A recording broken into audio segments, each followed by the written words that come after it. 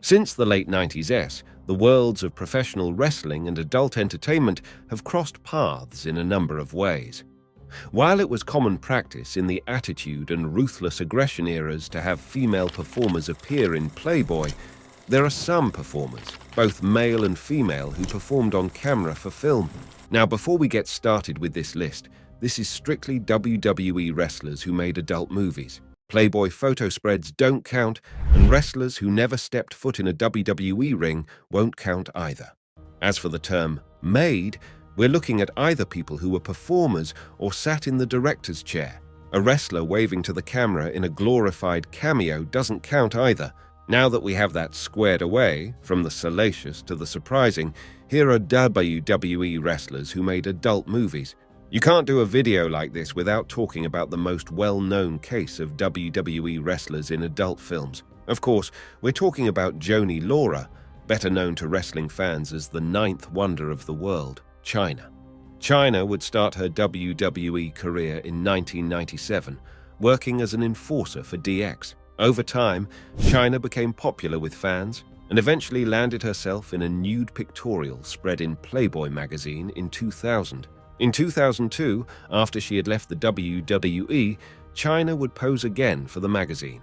2004 would mark her start in the adult film industry, even though it was inadvertently. In 2003, she filmed a sex tape with then-boyfriend Sean Waltman. The tape would eventually leak online. A company by the name of Red Light District Video, who at the time was famous for distributing Paris Hilton's sex tape, approached the couple about an official release where she and Waltman would be able to make money off of it. The video would be released in 2004 as One Night in China. In one of the last YouTube videos she ever filmed, Chyna would talk about this, stating that she had no ambitions of actually getting into the industry, but when the tape leaked, she tried to make lemonade out of lemons. This would lead her down the path she eventually ended up on. While publicity of the tape gave her career a bit of a boost, most notably landing her on the reality TV show The Surreal Life, she was struggling in real life with both drug addictions and mental issues. She would follow up the first sex tape with a second sex tape, which was also released by Red Light District Video, which was dubbed Another Night in China. Not long after this, Chyna would eventually start working in the adult film industry professionally, even signing a contract with Vivid Entertain in 2011. That same year, she would put out her first video dubbed Backdoor to China, a play on the titles of her two sex tapes. She followed this up in 2012 with an adult film parody of The Avengers, where she played She-Hulk and then reprised the character again in her own She-Hulk adult film spin-off. Her demons would eventually get the best of her in 2016, when she passed away due to an overdose of alcohol and a combination of anxiety medication, painkillers, and sleeping aids. Once she passed, this sparked a debate over whether or not she should be included in the WWE Hall of Fame. At the time, Triple H reasoned that while she deserved it from an in-ring standpoint, her adult film career held her back from going in. WWE would eventually get a change of heart and induct her in 2019 as a member of DX. However, she has yet to get a solo induction into the Hall of Fame. Speaking of Chyna's sex tape, let's talk about Sean Waltman. Waltman entered the WWE in 1993, originally going by The Kid before being Razor Ramon in a shock upset where he became known as the 1-2-3 Kid. He would leave WWE in 1996 to jump ship to WCW, where he joined the NWO as SHX. He would eventually be fired from WCW in early 1998 over a contract dispute and end up back in the WWE the night after WrestleMania 14 as X-Pac and joining DX. His run in the WWE would end in 2002, where he would continue to various indies as well as appearances for TNA and XPW. Then, in 2003, he would film the now infamous tape with Chyna. At the time they filmed One Night in China, Waltman and Chyna were in a relationship that became tumultuous over time.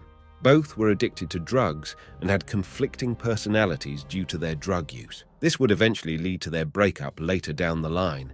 Unlike Chyna, Waltman never pursued an adult film career. However, this was not Waltman's first run-in with the adult film industry. Waltman would later bring up in an interview with kayfabe commentaries that in the late 90s, adult film star Jenna Jameson had come to him to film vignettes with Val Venis, who was portraying the character of an adult film star at the time. Waltman would recount that he would get a chance to meet her and eventually slept with the adult film actress. While to some, this might be the ultimate notch in his bedpost, Waltman would claim he was on drugs during their rendezvous, and the details are a bit fuzzy to him now. Another well-known case of wrestler turned adult film performer would be the original diva, Sunny. Sunny would make her debut in the WWE in 1994 as a manager for the Body Donners. She would work for the WWE for the next 4 years, as a manager for a number of different competitors and tag teams, including the Godwins, the Smoking Guns, Ron Simmons, and even Savio Vega for a night, while also working a number of other roles, including ring announcer, commentator, and interviewer. She would ultimately be let go in 1998, rumored to be due to a mix of backstage issues she had with Sable, an addiction to painkillers, and no-showing events. In the following years, she would make appearances for both WCW and ECW in their final years, before making appearances on the independent circuit. In 2001, she would get her first taste of working in adult entertainment when she began to pose nude for the website Wrestling Vixens, a site run by Missy Hyatt. While she did this for a few years, she later regretted the experience, claiming that she was owed money by the site and that she didn't agree with some of the things other models on the site were doing at the time. She would spend the next few years making sporadic appearances on the independent circuit while dealing with her drug addictions. She did manage to clean herself up and eventually land an induction into the WWE Hall of Fame in 2011. Not too long after this, she would relapse and eventually start running into a number of legal issues. In 2016, she would delve back into the world of adult entertainment by releasing a video through Vivid Entertainment called Sunny Side Up, In Through the Back Door. A few years later, after one of her many stints in jail, she would open up an OnlyFans account to sell her own adult entertainment. This would all come to a halt in 2022 when she was involved in a car crash. The accident killed the other driver and eventually led to her being brought up on manslaughter charges. Her blood alcohol level was 3.5 times the legal limit, so she had DUI charges added. In November 2023, she would be sentenced to 17.5 years in prison and 8 years of probation. At this time, it's estimated that she'll be released from prison in December of 2039. Next, let's talk about a more recent superstar who took a dip into adult entertainment. Believe it or not, former WWE superstar Lars Sullivan was discovered to have been in the adult entertainment industry earlier in life. For those of you who don't remember, Sullivan would spend a few years on NXT before being called up for a brief stint on the main roster in 2019. While initially he was treated as a huge threat, beating up the likes of Rey Mysterio and the Hardys. However, he received a stop-start push and eventually fell down the card. Not only did creative not get behind him, but there were a litany of issues that stemmed from working with Sullivan. One was his mental health, as it was reported that he was prone to severe bouts of anxiety that caused him to not be able to perform. However, there were some more controversial reasons as to why he wasn't utilized as much. One reason why his main roster stint was cut short was because it was revealed that between 2007 and 2013, he had made multiple posts on the bodybuilding.com forums that were deemed racist, homophobic, sexist, and offensive in a number of other ways. Due to this, WWE fined him $100,000 and forced him to go through sensitivity training. Where all of this gets even more bizarre is that months later, it was reported that Sullivan had performed in adult films under the name Mitch Bennett in his early 20s. The irony of all of this is that Sullivan had performed in gay adult films, which left many scratching their heads with his history of making offensive, homophobic remarks on the internet. Sullivan would unfortunately go through a litany of mental health issues and injuries during this remaining time on the main roster, rarely being seen on TV. Sullivan eventually asked for his release in 2021, stating in an interview a month later that he was likely done with wrestling. Another interesting performer who made adult movies is the blood-spitting vampire most fans of the Attitude Era remember as Gangrel. Gangrel first worked various promotions in the early 90s as different characters, including the Vampire Warrior, which would become the basis of the Gangrel gimmick later.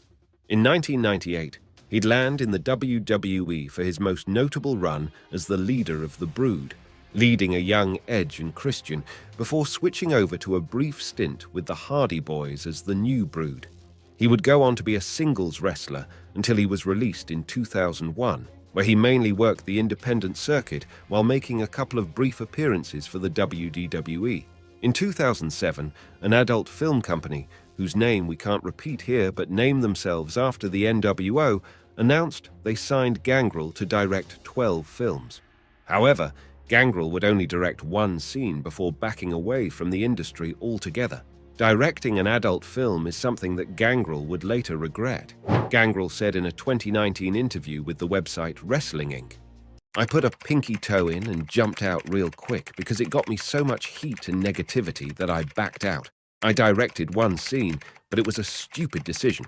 Sometimes with porn, everybody secretly kind of likes it, but they publicly shame it. It backfired, so I'm going to stick with what I know in pro wrestling. I might be only somewhere in the middle with wrestling, but at least I know it and love it and can commit to it 100%. Since his short time in the adult film industry, he's been a mainstay on the independent circuit. His most recent TV appearances included brief, one-night appearances for AEW in both 2020 and 2022. He's also done work in some Hollywood films as well, with his most notable being an uncredited role in the third Human Centipede movie. Our next superstar was a staple of the ruthless aggression era. Diva Candice Michelle would debut for the WWE in 2004. During her 5-year run with the company, she was a staple of the women's division and won the Divas title on one occasion before her release in 2009. She would return to WWE for one night in 2019, where within a segment she would win the 24/7 title from Kelly Kelly, only to lose it to Alundra Blaze shortly afterward. Outside of her run in the WWE, she was known as the Go Daddy Girl, appearing in the company's Risque commercials from 2005 to 2008. Many of these commercials would play off of her sex appeal in order to push their product. Before this, she would be featured in Playboy magazine, being named the Cyber Girl of the Week in June 2002. She would follow this up with a cover and nude pictorial in the magazine in 2006, which was used for a storyline feud between herself and Tori Wilson, leading into the Playboy pillow fight at WrestleMania 22.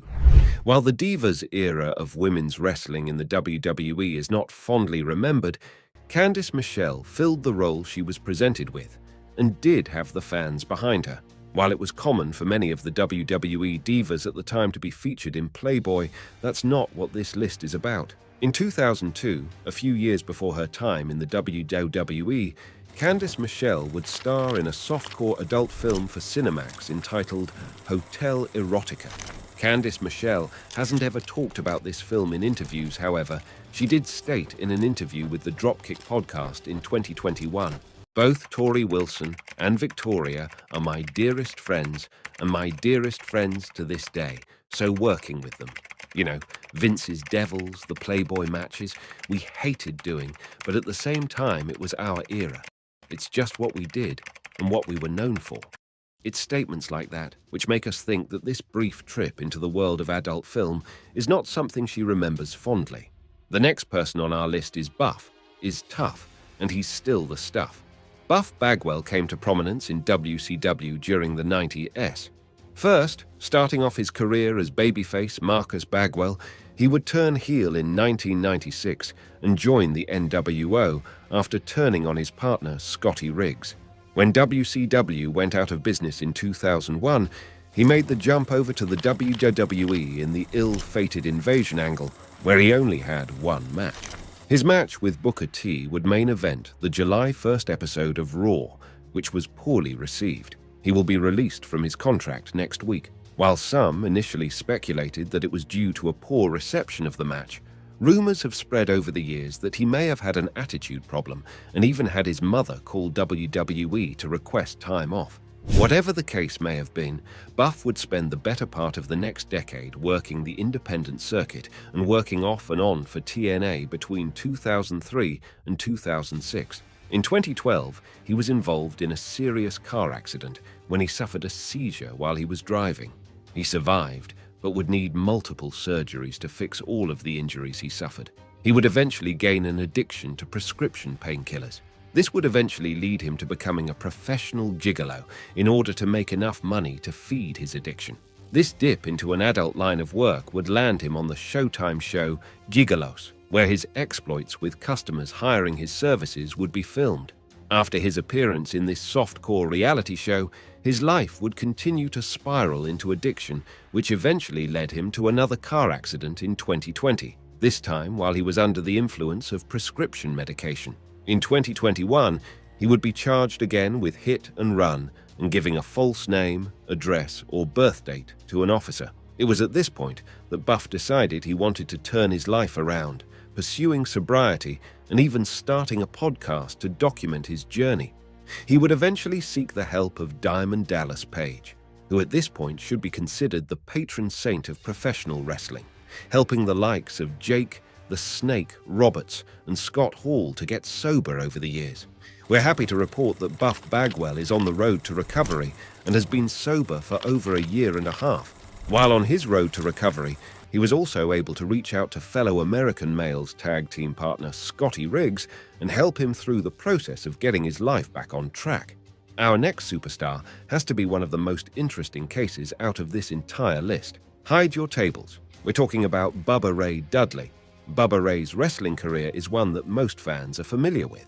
Starting in ECW in 1995 as a member of the Dudley family, Bubba started off as a comic relief character, wearing tie-dye t-shirts and using a pronounced stutter during promos.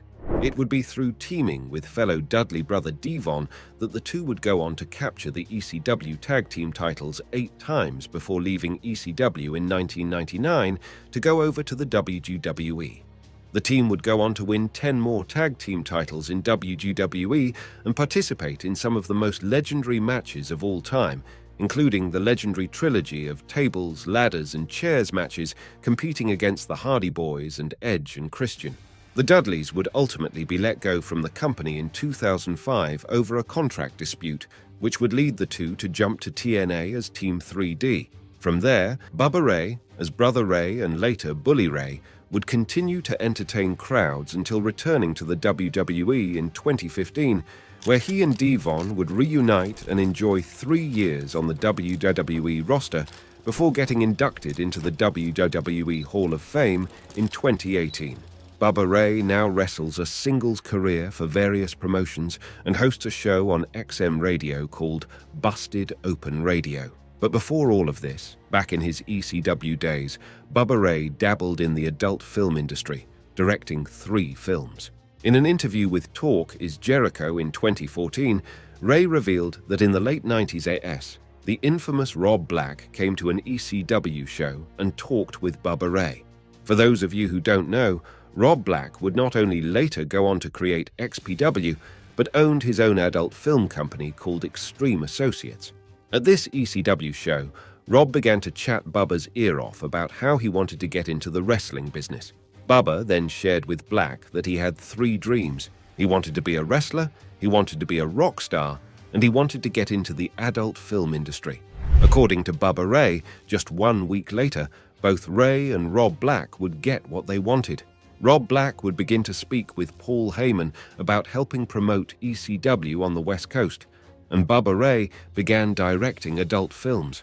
Ray stated at one point Rob Black told him he could have any adult film star he wanted. Ray then told Black he wanted to direct adult film legend Ron Jeremy in a film. Bubba Ray would get to do this and direct the adult film legend. In the same Talk Is Jericho interview, when asked about the names of the movies Bubba Ray directed, Ray simply responded, "I don't think I can say them on the air." Little has been found out about which films Bubba Ray did direct, and Bubba Ray hasn't said much else on the subject. As for Rob Black, he would go on to form XPW, where many ECW alumni would work after the company went out of business in 2001. The offices of Black's company would be raided in April 2003, where he, his wife, and his company were all brought up on obscenity charges in federal court. After fighting the charges for 6 years, he and his wife would end up doing 1 year and 1 day in prison, starting in 2009. XPW itself has opened and closed on numerous occasions over the years, with the most recent relaunch being in 2021 with Black still running the show. On a similar note, both Bubba Ray Dudley and ECW alumni Tommy Dreamer both made a cameo in an adult film by the name of Whack Attack 5. Neither wrestler performed, and Tommy Dreamer's cameo is literally nothing more than him walking on camera and waving, but we thought it was an interesting tidbit to mention here. Is there anyone we left out that you think we should have mentioned? Let us know your thoughts in the comments section, and before you leave, don't forget to like this video and subscribe to Ring Rivals so you don't miss the next ones.